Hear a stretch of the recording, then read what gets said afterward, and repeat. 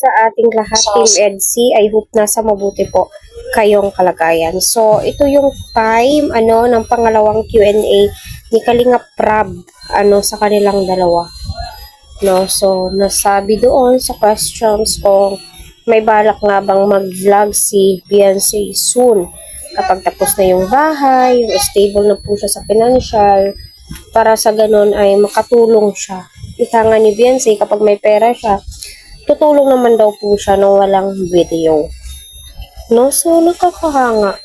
Yung ganitong mindset. Pero sa akin lang ha. Respeto ko na lang din po sa opinion ni Beyonce. Totoo naman po, kaya niyang tumulong na walang vlog. Na kaya niyang magbigay ng 10,000, sa mga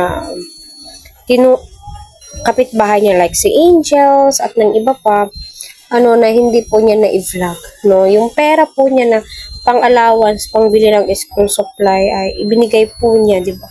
So, grabe yung ugali ni Beyonce, nakakahanga, nakakabilib, na masasabi mo po talagang, ito yung dapat na tulungan, pagfokusan. Alam naman po natin lahat nakafocus si Kalingap Prab sa kanya, di ba?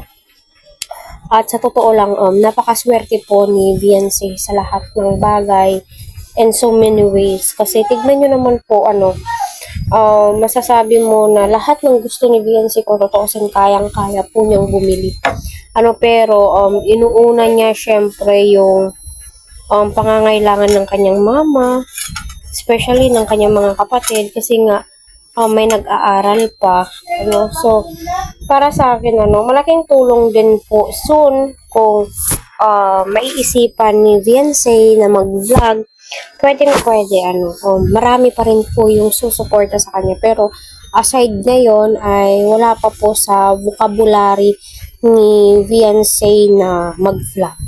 Kasi nga, as of now, tinutulungan pa rin po siya ng Team Kalingap, nakafocus ang pagbablog sa kanya, and ayaw niya naman pong i-bypass po yun. No? Ayaw po niyang sabi sa pa makipaglumba ba, di ba?